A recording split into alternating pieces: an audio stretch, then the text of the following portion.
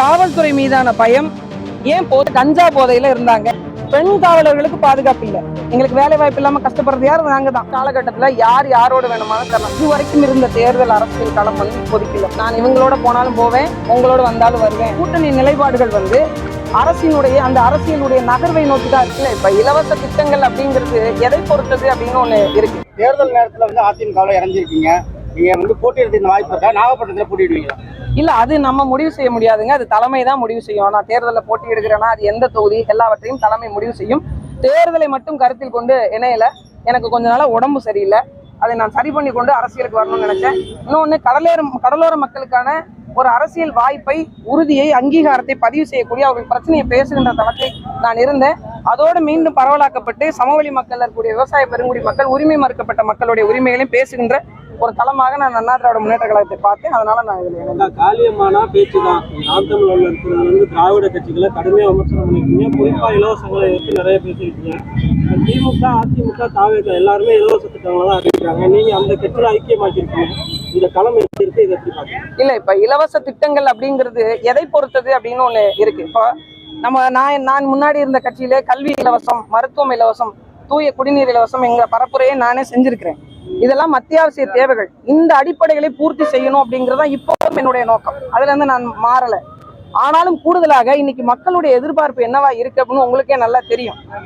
இன்னைக்கு இருக்கக்கூடிய பிரச்சனையை தீர்வு கண்டா போதுங்கிற மனநிலைக்கு மக்கள் மாற தொடங்கிட்டாங்க. அந்த கடுமையான விலைவாசி ஏற்றத்தினாலையும் வாழ முடியாத சூழ்நிலைக்கு அவங்களுடைய பொருளாதார நெருக்கடிகள் நகர்ந்து கொண்டே இருக்கிறதுனால நாங்களும் இப்ப என்ன சொல்ல வரோம், வரக்கூடிய ஆட்சி நிர்வாகத்தில் அண்ணா திராவிட முன்னேற்ற கழகம் என்ன அறிவிக்க போகுதுன்றதை நீங்க பாருங்க.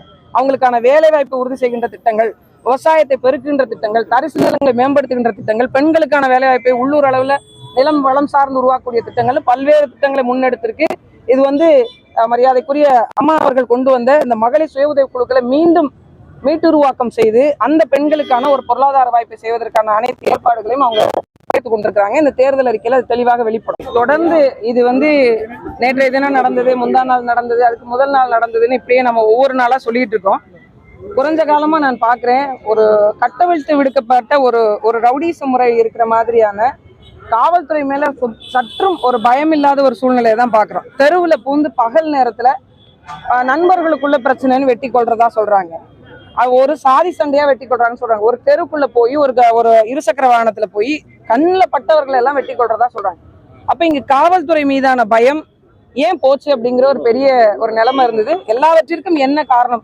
நீங்க பெண்கள் மீதான பாலியல் கொடுமையா இருக்கட்டும், பெண்கள் மீதான சித்திரவதைகளா இருக்கட்டும், இல்ல இங்க நடக்கக்கூடிய கொலைகளா இருக்கட்டும், கொள்ளையா இருக்கட்டும், எது நடந்தாலும் அவங்கள நீங்க கூட்டு வச்சு காவல்துறை விசாரிக்கும் போது பாத்தீங்கன்னா அவங்க கஞ்சா போதையில இருந்தாங்க அப்படின்ற ஒரு பொதுவான ஒரு விஷயத்தை முன்வைக்கிறாங்க.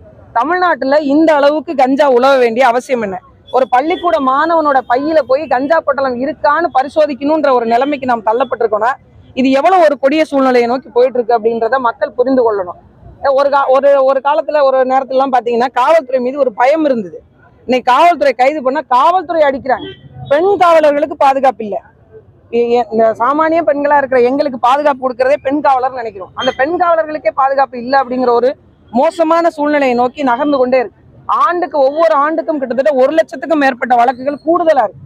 கடந்த ஆண்டுக்கும் இந்த ஆண்டுக்குமே 70,000த்துக்கும் மேற்பட்ட வழக்குகள் கூடுதலாக பதிவு செய்யப்பட்டிருக்கு. இது பதிவு செய்யறதுனே இவ்வளவு இருக்கு அப்படின்னா கிராமத்துல பஞ்சாயத்துல பைசல் பண்றது, வெக்கத்துக்கு மானத்துக்கு பயந்துகிட்டு வெளியில சொல்லாம இருக்கிறதுன்னு பல்வேறு நடவடிக்கைகள் போய்கொண்டே இருக்கு. இது அரசு இரும்பு கரம் கொண்டு அடக்கி இருக்கணும். இந்த சட்டத்தை கடுமையானதாக மாத்தி இருக்கணும். இதுல பெண் மீது கை வைத்தாலோ அல்லது இந்த மாதிரி சமூக சீர்கேடுகள் நடந்தாலோ இந்த கஞ்சா பரவல், போதை பரவலை தடுப்பதற்காக இளைஞர்களுக்கு இந்த போதை வெறி எங்கிருந்து வருது அப்படிங்கிற கேள்வி நமக்கு எழும்புது. எங்க நீங்க தொட்டாலும் சரி. ஏன் நாகப்பட்டினத்துல நீங்க யோசிச்சு பாருங்க, ஒரு 4-5 ஆண்டுகளுக்கு முன்பு இந்த சூழ்நிலை இருந்துச்சா? எங்கேயாவது ஒரு மூலையில ஏதாவது ஒரு சம்பவம் நடந்ததா கேள்விப்பட்டிருக்கோம். ஆனா இன்னைக்கு ஒரு குறிப்பிட்ட இடங்களே சொல்றாங்க இங்க போனா கிடைக்கும் அப்படின்னு. ஒரு கல்லூரி மாணவன் ஒரு பையன் சொல்றான் அப்படின்னா இப்ப எந்த அளவுக்கு மலிந்து கிடக்குது அப்படிங்கிறத நம்ம பார்க்கணும். அது வன்மையான கண்டனத்துக்குரியது. இது ஆண்ட நிர்வாகம் இது கண்டிப்பாக ஒரு போர்க்கால அடிப்படையில மிகச்சிறந்த கவனத்துக்கு எடுத்து தன்னுடைய தனிப்பட்ட பார்வைக்கு எடுத்து முதலமைச்சர் அவர்கள் செய்திருக்கணும். அதை செய்ய தவறியதுனாலதான் இது போன்ற கொலைகள், பெண்களுக்கு எதிரான குற்றங்கள் நடந்து கொண்டே இருக்கு. அதிமுகவும் திராவிட இயக்கம் தான். திராவிட இயக்கம் கடுமையாக குற்றச்சாட்டு பண்ணீங்க. திராவிடர்கள் தமிழர்கள் கிடையாதுன்னு சொல்றீங்க, பேசிட்டு இருக்கீங்க. இப்போ அதிமுகவும் திராவிட இயக்கமா ஏற்றுக்கிட்டு நீங்க செத்துறீங்களா? இல்ல, ஒரு விஷயத்த நீங்க புரிஞ்சுக்கணும். நான் திராவிட முன்னேற்ற கழகத்தை தலைமை ஏற்காமல் போனதற்கான காரணமும் சரி, அண்ணா திராவிட முன்னேற்ற கழகத்தை ஏற்றுக்கொண்டதுக்கான காரணமும் தமிழ்நாட்டை ஒரு தமிழன் ஆள வேண்டும் என்பதற்கான ஒரு உறுதியான நோக்கில் நாங்கள் ஏற்கனவே இருந்ததிலையும் செயல்பட்டு இருந்திருக்கோம். இந்த முறையும் ஒரு புரட்சி தமிழனாக இருக்கக்கூடிய இந்த நீரை பத்தி, இந்த மண்ணை பத்தி, இந்த மக்களை பத்தி மிகவும் தெரிந்து அறிந்திருக்கக்கூடிய ஒரு சாமானிய குடும்பத்திலேருந்து வந்து இன்னைக்கு ஜனநாயக கடமையினுடைய அடித்தளமாக இருக்கக்கூடிய ஒரு தமிழருடைய அடிப்படையில் கீழே தலைமையில் கீழே இயங்குறதுல நான் இணைந்து அதுக்கான ஒப்புதலோடு தான் அதில் இணைஞ்சிருக்கேன். இந்தியா கூட்டணி வலுவா இருக்குது, அதனால தாவேகா உள்ளிட்ட கட்சிகள் வந்து என்டிஏ கூட்டணி வலதுசாரி அமைப்புகள் உள்ளவங்க சொல்றாங்க. நீங்க எப்படி பாத்தீங்க? இல்ல, எந்த கூட்டணி வலுவா இருக்கு? இப்போ கூட்டணி வலுவை மட்டும் வைத்து வெற்றி தோல்வியை தீர்மானம் செய்துவிட முடியாது. சரிங்களா? நீங்க ஒரு பிரதான கட்சிகள், நாட்டை ஆண்ட கட்சிகளும் கூட்டணியில இருப்பாங்க. எதுவுமே இல்லாம ஒரு சீட்டு 2 சீட்டு வாங்கக்கூடிய சின்ன சின்ன கட்சிகளும் இருப்பாங்க. இந்த கூட்டணி பலம் மட்டுமே போதும் வெற்றி தோல்விக்கு அப்படின்னா அப்புறம் மக்கள் நலன் சார்ந்து நீங்க எதையுமே அறிவிக்க தேவையில்லையே. ஏன் திட்டங்கள்லாம் அறிவிச்சு கொண்டு வராங்க? மக்களை வந்து இது போனா சரியா இருக்கும், மக்கள் என் பார்வைக்கு திரும்பணும்னு நினைக்க வேண்டிய அவசியம் என்ன? மக்கள் தீர்மானிக்கணும், மக்கள் முடிவெடுக்கணும். கடந்த 5 ஆண்டு காலத்தில் நான் என்னென்ன தவறுகள் இந்த ஆட்சி நிர்வாகம் செஞ்சிருக்கு, என்ன சொன்னாங்க, என்ன செய்யல. இப்போ ஒண்ணும் இல்ல, திராவிட முன்னேற்ற கழகம் சென்ற ஆட்சி இதுல வந்து வரைவறிக்கையில பழங்குடியின மக்கள் பட்டியலை சேர்ப்போன்னு மீனவ மக்களை சொல்லியிருந்தாங்க.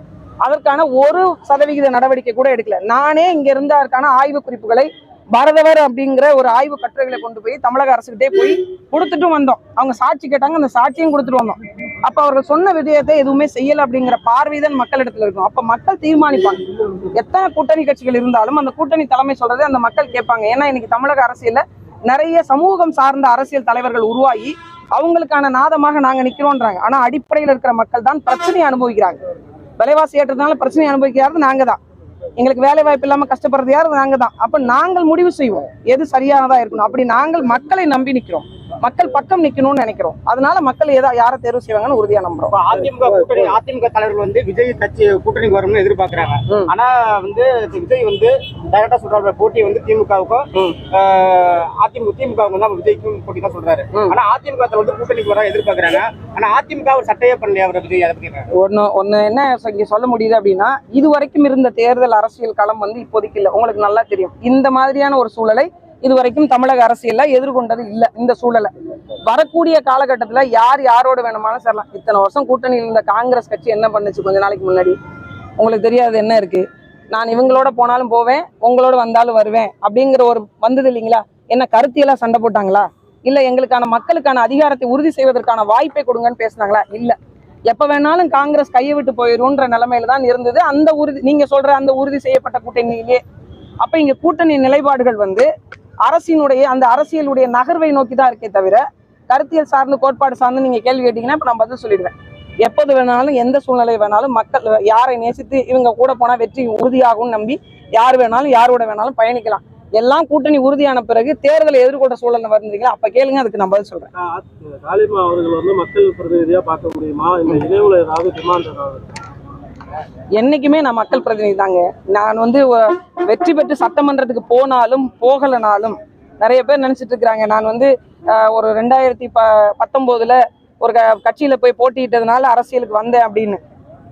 நான் என்னைக்கு இந்த 2004 சுனாமி வந்ததோ அன்னைய முதல் இன்னை வரைக்கும் அரசியல் பேசிட்டு இருக்கிறேன். இந்த மக்களுக்கான களத்தில் போராடிட்டு இருக்கேன். எனக்கு ஒண்ணுதாங்க, சாமானிய மக்களும் சட்டமன்றத்துக்கு போக முடியும், சாமானிய மக்களுக்கான அரசியலை அந்த மக்களை தீர்மானித்துக் கொள்ள முடியும், பெண்கள் தங்கள் கண்ணோட்டத்தின் வாயிலாக சட்டத்தை ஏற்றுக்கொள்ள முடியும் என்கிற வாய்ப்பை உருவாக்கி வச்சுட்டு போனாலே எனக்கு போதுமானது.